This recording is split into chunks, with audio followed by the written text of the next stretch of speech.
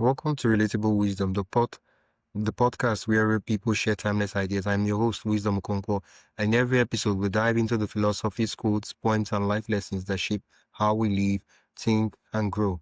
No matter where you are in life, this show is here to remind you wisdom is everywhere, and it's always relatable most of the times.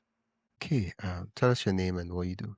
John Oshea. I'm an employee. So I'm self-employed. I am chairman of a publicly listed company in the US and CEO. I've started 3 startups in my life, and we're here talking about one of my latest ventures, a book that I've written called Neo Spicy. It's Yeah. about dealing with ADHD and dyslexia, and which I've had all my life. But just recently diagnosed with ADHD at the age of 56. So yeah, interesting perspective on the way life is. Wow. What is the quotes? Welcome to the podcast, John. What is the quote you love to share with me today? Yeah, the quote I want to share, and it's probably a positive and a negative simultaneously, and that is that being dyslexic and ADHD is a superpower. It does allow you to do some amazing things, but in doing so, it's also your kryptonite. So let me explain to you what I mean there is that if you grow up in a world where continually you're being told that you're not good, you don't fit in, Yeah.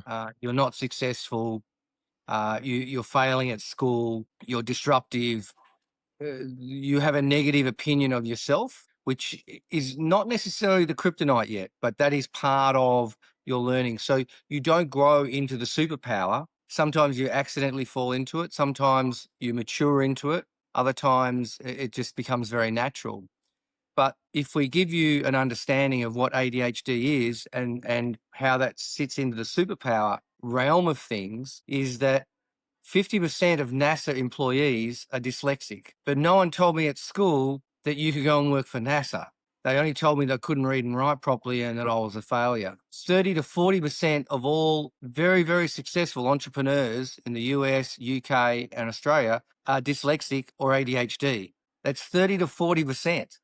Because they're thinking outside the square. They're not normal thinking processes people. They're not the accountant. They're not the lawyer. They're not the doctor. They're basically people that take information and think of it very, very differently. That's the Yeah. superpower. That is a massive superpower. And if you look at all of the very, very successful entrepreneurs that we may know, Richard Branson, with Virgin, one of the great examples, couldn't read or write at all, left school at 14, but he's been one of the most successful entrepreneurs in the world. There's a number of those examples everywhere in whether it's making movies, whether it's design, whether it's working for NASA. That's the superpower. But the negative is that it also has a very, very strong ability to pull you down. It has a strong ability to distract you. It has a strong ability to bring out the negative in life because of the way in which you process information. So when I say it's a superpower, when it's working great, it's working really well. When it's working against you and it's dragging you down and making you frustrated, making you angry, making you unable to concentrate, that's the kryptonite. That's the Yeah. negative part of it. And so Yep. what this book's about is how you balance that. What are the basic things that you can do to allow yourself to become more in tune with your superpower and control the kryptonite, if that makes sense. Yeah. Yeah. Well, I want you to take us to the points where you realized that when you first realized you were neurodivergent. At a very young age, it was not difficult to find out that I was struggling with school. I didn't do reading and writing at all very well. In fact, I left school probably declared illiterate. 20 to 30% of the education system. People leave the education system, a fairly big percentage of them don't read and write very well to a certain level. I was in that level. So I found out at a very early age, but no one taught me how to use the other part of my skill set.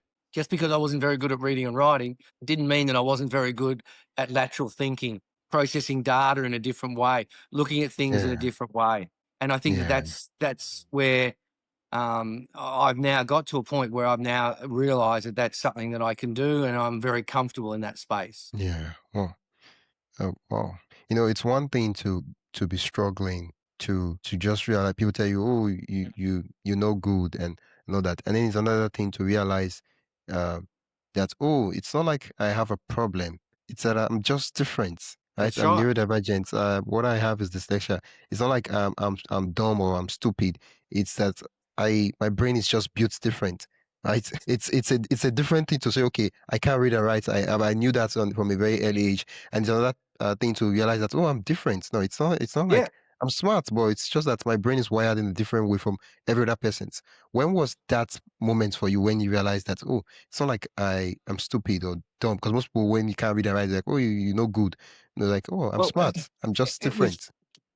it was interesting because I was very good at certain things. I was very good at Okay. sport. I was socially very able. I'm able to communicate verbally as we are now today. Yeah. So those sorts of skills started outweighing the negative of school, but it was still very Yeah. difficult. But when I got into business, I flourished. I absolutely Wow. flourished in business. I developed brand new concepts in business. I was a very early adopter in a whole lot of technology, the internet. I've been in crypto for a long time. I'm now in AI. So those sorts of things. But you instead of finding out when I felt comfortable with it, I think the big secret is, and I think you sort of touched on it, is there's nothing wrong with me. I'm not broken. I just Yeah. process information differently. Differently. Let's take a quick pause. If you're enjoying this conversation and want more thought-provoking ideas straight to your inbox, join the Relatable Wisdom email list. It's free, quick, and filled with bite-sized insights, inspiring quotes, and behind-the-scenes reflections from our guests. Just head to relatablewisdom.com/join. That is relatablewisdom.com/join, or tap the link in the show notes. And hey, subscribing to the podcast helps more than you think, and it's free. So if you haven't already, hit that follow button wherever you're listening. All right, let's get back to the conversation. And Yeah. the world always looks at, oh, you're ADHD. Oh, so therefore, what we do is we put a class or we grade you or we put a shape on you that says this is who you are. And so therefore, we can deal with you now because you're ADHD. It's not right at all. ADHD is the wrong name. It's not attention deficit disorder at all. It's an information overload. We get too much information in our head. And so therefore we cut off, or to calm ourselves down, we turn off. And so therefore that's what they say, your attention deficit disorder. Yet I can concentrate amazingly if I need to and if I want to and if I'm focused on something. But if it doesn't interest me, I'm not going to do it. And so it's a different way of thinking about information. But the thing is, we're not broken. There is nothing wrong with us. We just process information differently. And it's like me saying to an accountant or a lawyer, you come and be me for a while and work the way I work. They would find it very difficult. They would find that a very, very difficult situation. So everyone processes information a little bit differently. Everyone processes the way in which we act and interact with people differently. There's nothing wrong with that. It's just that we need to Yeah. respect each other, that's what happens. And by putting a label on it, is one way of making a certain group of demographic of people feel a little bit better about themselves by labeling it that you're this type of person to make them feel comfortable. But Yeah. Wow. it has no bearing on me whatsoever because I see it as a blessing. I didn't at school. It was terrible. It was a nightmare. But now later in life, I see it as a massive blessing. Yeah. And I Wow. feel I feel sorry for the people that are normal. Yeah. I guess it's your time to get even. Get Ah, even. yeah. Well, what is I know you talk about you flourishing in business, but what's a creative, funny, or unexpected way your neurodivergence helps you in daily life? So in daily life, I process information a lot differently. I I am very abstract in the way in which I think of things. So something will pop up, and instead of me saying, no, that's not what I'll do, I'll actually engage in it and actually interact with it and see where that leads me. So I'm very open Yeah. to things that are just popping up. And so I sort of have this mentality not to say no to anything and to say yes as much as I possibly can, and then to be in the moment. But the thing that I find is the best thing for me is meditation and exercise. They're the two best things to actually calm down, but to control the calming down, and then to exercise. If those two things I can continue to do, then I become very balanced. When I don't do that, then I become a little bit scatty and a little bit sort of out of control. And I've got to get back into being a little bit more disciplined. Yeah. How do you respond to people who still see ADHD or dyslexia only as a limitation? I feel sorry for them. I feel sorry for my teachers that didn't understand it. I feel sorry for the community that they see it as a negative. Now that's being said, in an early age, if I could go into being 18 or 19 straight away and didn't have to go through the education system, I wish everyone was dyslexic and ADHD. But unfortunately, that's not the case. And so you wouldn't wish it on your young children, because it's a very difficult road at a very young age when you can't cope in the normal. You just want your child to be normal. You don't want them to be the genius. You don't also want them to be at the bottom of the class. You just want them to be happy and normal. That's not the path of a dyslexic or an ADHD person in the current education system. But later in life, it is a godsend. It is amazing, and it's eye opening with what you get to see and experience, and the way information is processed in these brains. It is enlightening. Yeah. Well, one of the key takeaway you said you wanted listeners to take away from the episode is there's always something to smile about, right? Yep. And for me, I'm curious, can you share a simple real life example of finding joy in the middle of chaos where everything seemed to be falling apart, but there was something to smile about for you? Well, I do the old tell myself that I love myself every now and then 5 times in the mirror, and you can't do that without laughing. I read an amazing book by Uh, Marcus by Marcus Aurelius, who is, the father of Gladiator.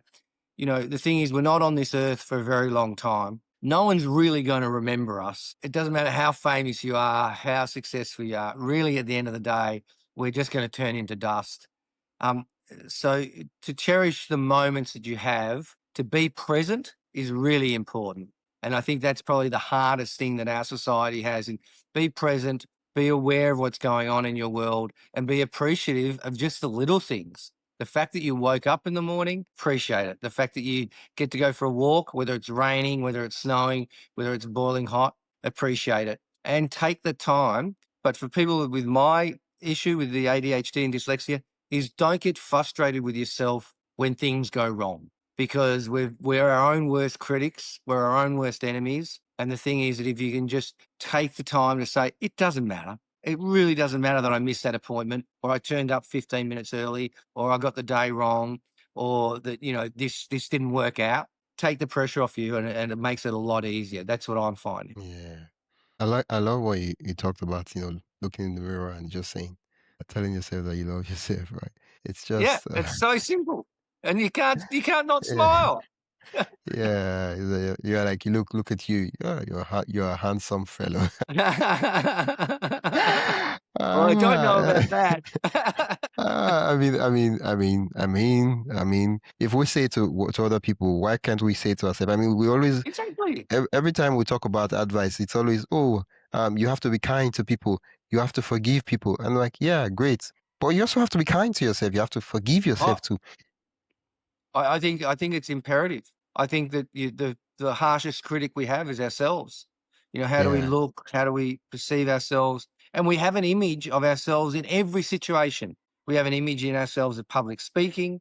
We have an image in ourselves at the gym. We have an image in ourselves with our children. We have all these images. But are they images that are truly our image, or is it an image that you aspire to be somebody else, that you think you should be like them? And sometimes just being yourself is really cool, and being daggy and wearing stupid clothes and feeling comfortable and being outside your skin. These are the things that we need to get back to, is at grassroots, sort of basic yeah, appreciation and love for oneself and one others, and be yeah. caring. What does self-kindness look like for you on difficult days? So self-kindness, look, it's always a struggle. It's always difficult, because I don't want to be. You don't want to be thinking that you're arrogant, or that you're self-righteous, or that you're better than anyone else. But looking in on yourself, which I did with the book, and understanding what your strengths are and what your weaknesses are, and then being comfortable with those. It's very Yeah, empowering. It's very empowering to understand your weaknesses and to recognize them and go, that's okay. It's okay. It's The world's not going to stop. because I don't read and write very well. Yeah. At the beginning of the episode, you talked about your book, Neurospicy. What's the book about? Before I even talk about what the book is about, what inspired you to write a book? I wrote the book. My partner and I had some difficulties because of the roller coaster ride that I was living. She decided that she wanted to separate. Um, that turned me internally to really question myself.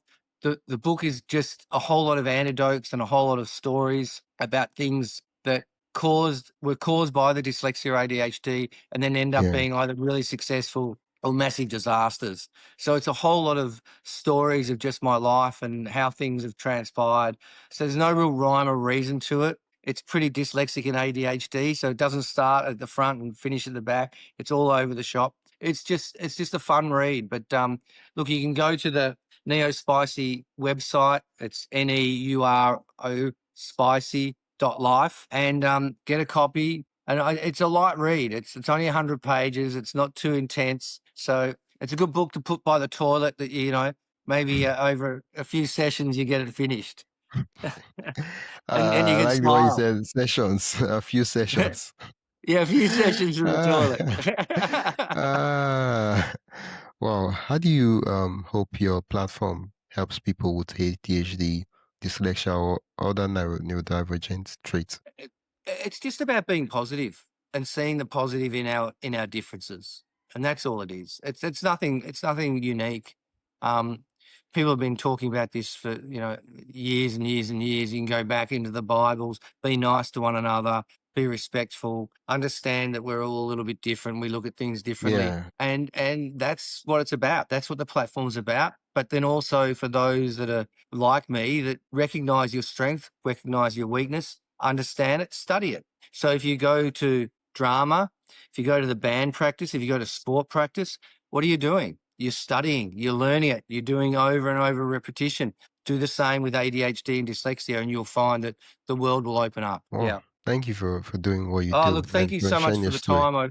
I really appreciate you inviting me Yeah, on, and yeah. Just I hope as when I a get down to Africa, I can come and visit you.